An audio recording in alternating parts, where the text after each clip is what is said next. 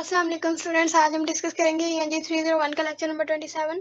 Lecture number 27 हमारा है memorandums and circulars के बारे में।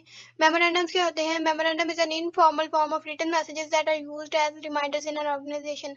इनफॉर्मल मैसेजेस होते हैं ये जो कि हम एक ऑर्गेनाइजेशन में रिमाइंडर्स के तौर पर यूज करते हैं। ठीक है, पर्पस क्या होता है मेमोज का? मेमो जो है किस एम्प्लॉयर्स के साथ बात करने के लिए जो है, एम्प्लॉयर्स कहीं पे भी लोकेटेड हो, वो सेम ऑफिस में हो, सेम ही बिल्डिंग में हो या किसी दूसरे ब्रांच ऑफिस में हो, तो उसके लिए हम मेमोरेंडम्स का यूज करते हैं। Memorandums are very flexible form. ठीक है, ये एक फ्लेक्सिबल फॉर्म है, आप इनफॉर्मल वे में लिख सकते हैं। आपको कोई भी जो है वो गाइडलाइंस को क्या कहते हैं कि उनको बिल्कुल भी आपको फॉलो करने की जरूरत नहीं होती इसमें। ठीक है, it performs internally the same function as a letter does in external communication by an organization।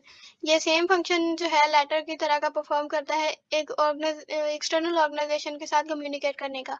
Tone of memorandum जो है बेसिकली इसका जो है इनफॉर्मल राइटिंग स्टाइल जो है, इसी की वजह से ये मेमोरेंडम जो है यूज किए जाते हैं।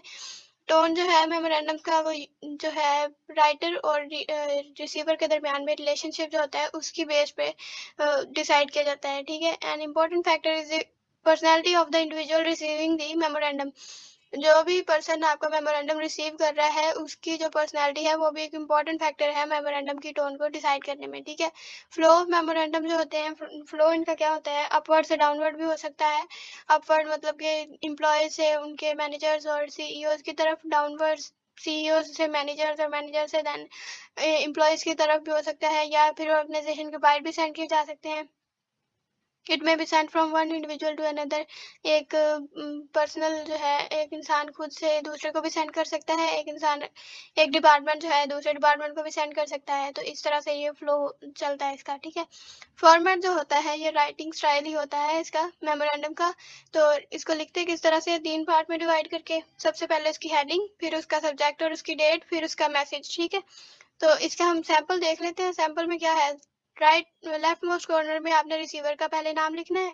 ठीक है, उसके नीचे आपने अपना नाम लिखना है। उसके राइट मोस्ट कॉर्नर पे आपने डेट लिखनी है। फिर लेफ्ट मोस्ट कॉर्नर में अपने नाम के नीचे आपने सब्जेक्ट लिखना है। सब्जेक्ट के बाद आपने मेन आइडिया देना है। मेन आइडिया में क्या करना है? ओपनिंग पैराग्राफ या सेंटेंस जो होता है वो लिखें। उसके बाद जो आपने लिखा किस लिए लेटर, उसकी रीजन लिखें, उसका कॉन्टेक्स्ट लिखें और इम्पोर्टेंट जो डिटेल है वो दें। ठीक है, मेन आइडिया के बाद आपने एक्सप्लेनेशन देनी है। नेसेसरी डिटेल्स जो हैं वो आपके ओपनिंग सेंटेंस को जो सपोर्ट करने के लिए आपने वो लिखनी है। आपने सारा लॉजिकली और क्लियरली जो है अपना मैसेज का सब्सटेंस लिखना है। यहाँ पे लेस फॉर्मल लेटर है ये, इसलिए आप इसको नंबर पॉइंट्स में भी आप अपनी एक्सप्लेनेशन लिख सकते हैं। क्लोजिंग पैराग्राफ जो आपने लिखना है, सेंटेंस स्टेट क्लियरली। जो क्लोजिंग पैराग्राफ या सेंटेंस है उसको क्लियरली लिखें कि आप आपका रिसिपिएंट रिस्पॉन्स में क्या आप चाहते हैं उससे जो एक्शन वो आपने क्लियरली लिखना है। ठीक है, ऑर्गेनाइजेशनल प्लान जो यूज किया जाता है उसमें आपने लिखना है राइट अ परसुएसिव और bad news memo rather than take a direct approach. आपने डायरेक्ट अप्रोच की बजाय परसुएसिव या बैड न्यूज मेमो जो यूज करना है। ठीक है, स्टेप बाय स्टेप आपने मेथड यूज करना है। आप अपनी रिक्वेस्ट में अपने रीडर को अलाउ करें कि वो पूरी आपका मेमो रीड करे और फिर जो है आपकी कंक्लूजन के साथ साथ वो जो आप पॉइंट कहना चाहते हैं उसके साथ सेटिस्फाई करें। ठीक है, रीडर को आपने ये अलाउ करना है कि वो तमाम जो उसकी आपने आइडिया के सपोर्ट में लिखा है मटेरियल उसको रीड करे। ठीक है, फिर मेंटेन गुडविल, अपना रेपुटेशन को बरकरार रखें। ठीक है, देन स्ट्रक्चर एंड स्टाइल है हमारे मेमो का। तो मेमो के दो स्टाइल्स हैं। एक A5 मेमो जो शॉर्ट मेमोज के लिए यूज किया जाता है। ठीक है, A4 मेमो जो लॉन्ग मेमोज के लिए यूज किया जाता है। ठीक है, A5 मेमो और A4 मेमो ये साइज होते हैं पेपर के। ठीक है, तो इसलिए आपने यूज करने हैं। मेमोरेंडम जैसे कि नेम ही उसका सजेस्ट करता है कि एड टू मेमोरी होती है, रीडर को याद दिलाने के लिए। ठीक है, it is use for brief messages, short messages के लिए यूज किया जाता है। और जो है ये कंफर्मेशन और रिकॉर्ड जो होता है वेरियस प्लान्स का वो प्रोवाइड करता है। A4 मेमो क्या होता है, किस लिए यूज होता है? इनफॉर्मल रिपोर्ट्स को लिखने के लिए यूज होता है। न्यू पॉलिसीज अगर आपकी ऑर्गेनाइजेशन ने ऑर्गेनाइज की हैं तो उनको आउटलाइन करने के लिए यूज होता है। और इंस्ट्रक्शंस और ब्रीफिंग्स के लिए भी यूज होता है। Why are memorandums written? Memorandum लिखे किस लिए जाते हैं? डिटरमाइन पर रिस्पॉन्सिबिलिटी, अपनी रिस्पॉन्सिबिलिटी को डिटरमाइन करने के लिए, जो अगर मिसअंडरस्टैंडिंग्स है उनको क्लियर करने के लिए, और जो नीडेड इन्फॉर्मेशन है उनका रिकॉर्ड रखने के लिए। ठीक है, सैंपल मेमो हम देखते हैं। वो ऊपर हमने देखा था यहाँ पे कि हमारे पास ये वाला था, उन्होंने मेन हमें स्ट्रक्चर बना के दे दिया। अब उसका हम एग्जांपल देख लेते हैं कि किस तरह लिखेंगे।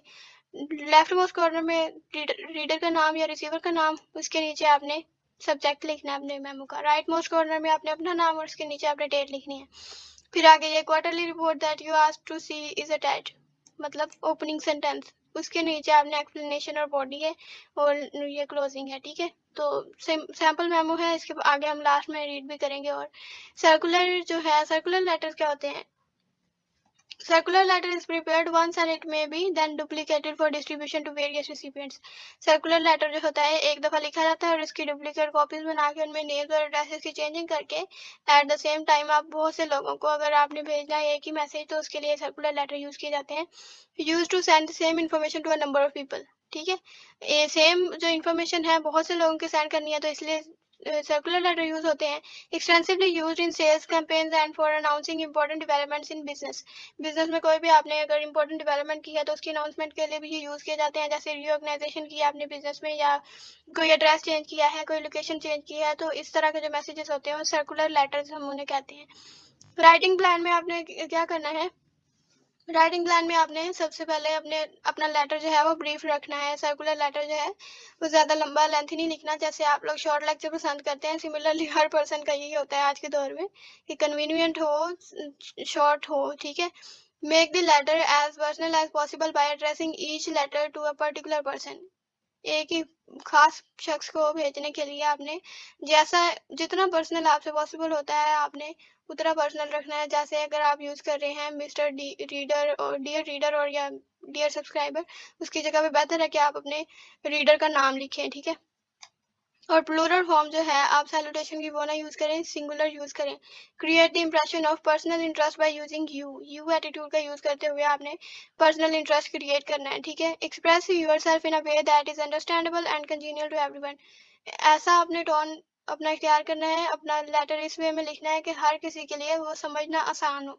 डोंट इंक्लूड डिटेल्ड इन्फॉर्मेशन और कम्प्लेक्स आइडियाज इंक्लूड नहीं करने की किसी को समझ ही ना आए, ठीक है। Make your letter more persuasive way में लिखने हैं लेटर्स, ना सिर्फ इसलिए कि आपके जो पर्पस हैं वो आप अचीव कर सकें, बल्कि इसलिए भी कि आप अपने रीडर को रीडिंग स्टार्ट करने के लिए मोटिवेट करें कि वो थ्रू आउट द मेमो सारा कुछ रीड करें, ठीक है। Use word processing technology to personalise circular को पर्सनलाइज कर आपने वर्ड प्रोसेसिंग टेक्नोलॉजी का यूज करना है। ये आगे दो सर्कुलर के एग्जांपल्स हैं, इन्हें आपने जस्ट रीड कर लेना है। यहाँ तक था हमारा आज का लेक्चर। मिलते हैं नेक्स्ट लेक्चर में, तब तक के लिए अल्लाह हाफिज।